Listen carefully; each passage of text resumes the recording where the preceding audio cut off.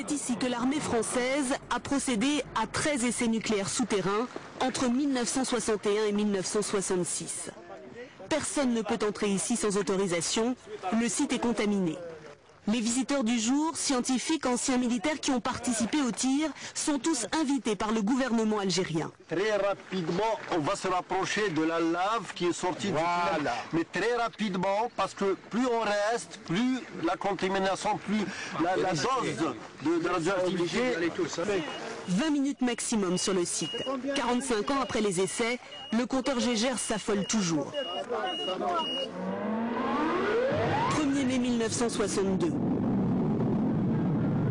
Les émanations sont en permanence contrôlées pour déceler tout danger accidentel. Officiellement, tout s'est bien passé. Mais en réalité, ce jour-là, il y eut un terrible accident classé secret défense pendant plus de 20 ans. Le maréchal des logis Jacques Muller était présent ce jour-là. Il est convaincu que ces 4 cancers sont liés à cet accident. J'ai vu quelque chose sortir du tunnel à l'horizontale, puis après s'élever en fumée, et je vous assure que on n'a pas compris ce qui se passait, nous. On croyait que ça faisait partie du scénario. Un tir 4 fois plus puissant que prévu. Sur place, d'autres techniciens prennent conscience de la gravité de la situation. On voit la propagation. Et regardez en bas, oui, ça y est, ça c'est mauvais.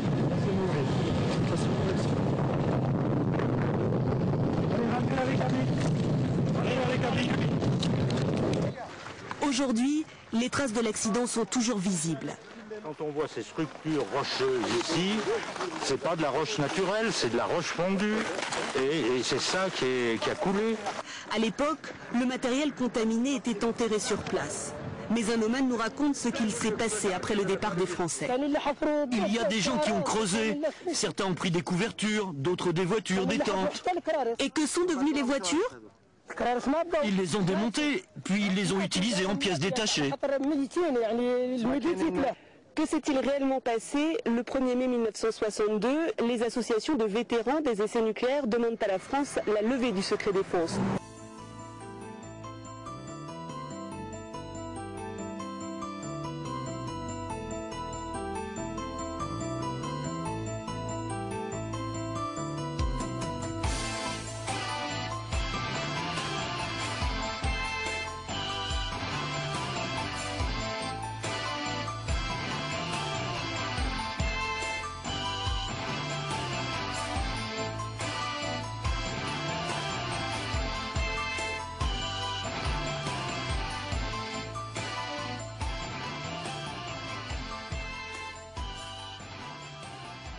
Mokhtar Zunga est directeur de cette agence de tourisme.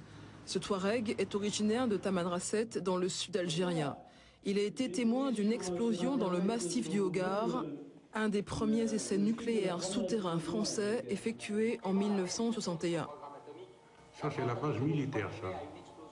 La veille de l'explosion, je me souviens, on mettait un badge à tous les citoyens algériens avec des couleurs. Il y avait 3 couleurs, je me souviens. Un bleu, un jaune et un rouge.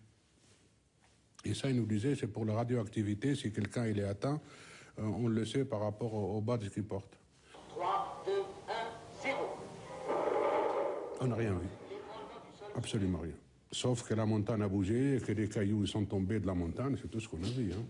Pour nous, c'est une explosion et puis ça s'arrêtait là. Et on se demandait pourquoi ils font ça.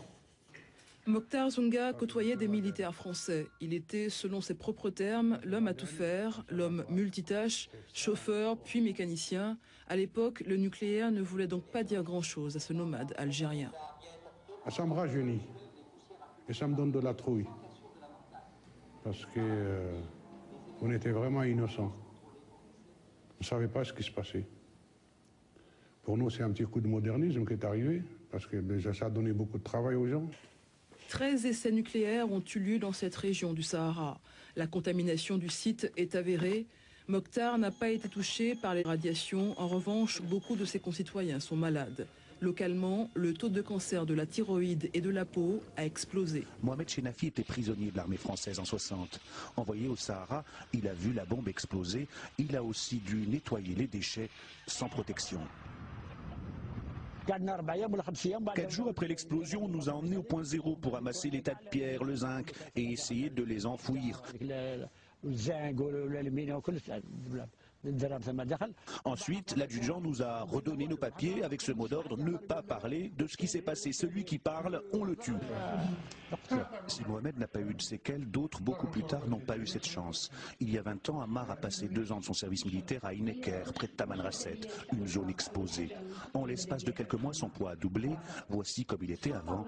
Un cancer de la glande hypophysaire sera diagnostiqué. Après 6 mois dans la caserne, mon corps commença à se déformer, débutait l'excroissance. Je prenais 3 kilos chaque jour.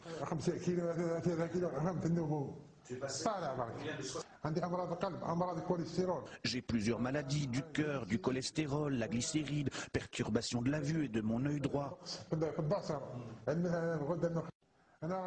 Moi, je suis un simple citoyen. On m'a emmené faire mon service militaire. Je ne suis pas un terroriste. Donc, comme je suis entré sain, faites en sorte que j'en ressorte sain également.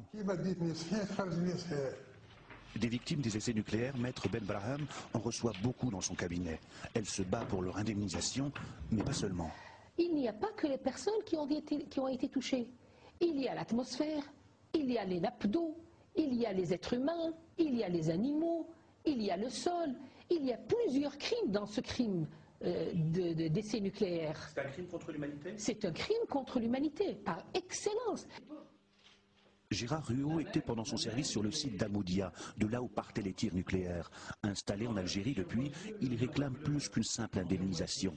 Créer un hôpital avec des spécialistes français qui viennent former les médecins algériens pour lutter contre les conséquences de cela, je pense que ça serait plus bénéfique pour nous, les victimes qui sont sur place encore, qu'une loi qui va indemniser pas grand-chose et pas grand monde. À ce jour, aucune enquête épidémiologique n'a été effectuée pour déterminer les conséquences de ces essais nucléaires sur les populations.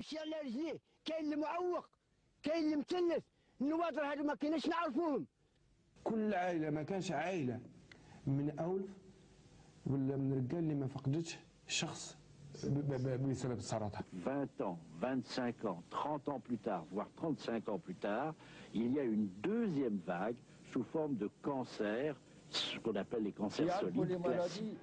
اكثر مننا وشي دي شوز سيكري ما يقولوهم لنا حنايا كاين دي زوفيسيو سوبيريور لي جونيرو لي كونولير هذوك هما يعني الاطباء في هذيك المستشفى وهما اللي يتحصلوا على هذه المعلومات كامله ما يوروهم لنا حنا يسمونا دي بيلبيتي حنا كنا زعما بالنسبه لهم هم حنا وحوش حنا ما خلق كاع معاهم. هاجر معاقة بنسبة 100%، وهي لا تتجاوز 15 من عمرها. براءة أخرى، هاجر 10 سنوات.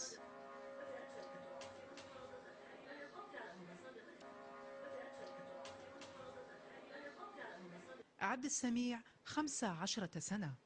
لم يعيشوا لحظات الخوف والهلع من الجرائم النووية، لكنهم يعيشون كل لحظة من تأثيراتها، من بشاعتها، من جريمة تواصل حصد المزيد من الضحايا. من بعد 1960 يعني تغيرت الأمور في الناس، وتغيرت الأمور في الأرض، وتغيرت الأمور في النباتات، وفي كل شيء تغيروا حتى في الماشية. Jusque là-haut, on voit des failles tout le long de la montagne. Il y a la possibilité aujourd'hui, c'est d'entrer d'eau dans ces fissures et de contamination. Car quand il pleut, l'eau polluée coule jusqu'au village. Depuis 50 ans, il y a urgence à décontaminer. Ça coûte cher.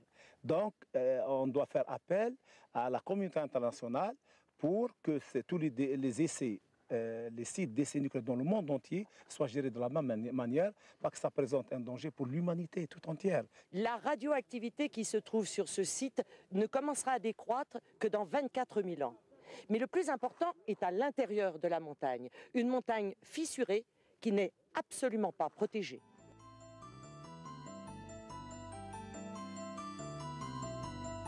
La séance est reprise. L'ordre du jour appelle les explications de vote et le vote par scrutin public sur l'ensemble du projet de loi relatif à la réparation des conséquences sanitaires des essais nucléaires français.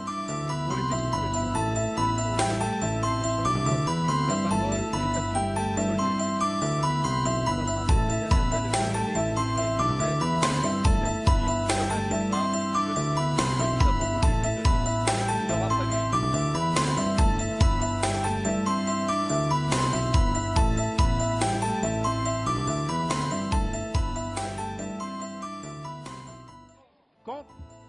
Merci.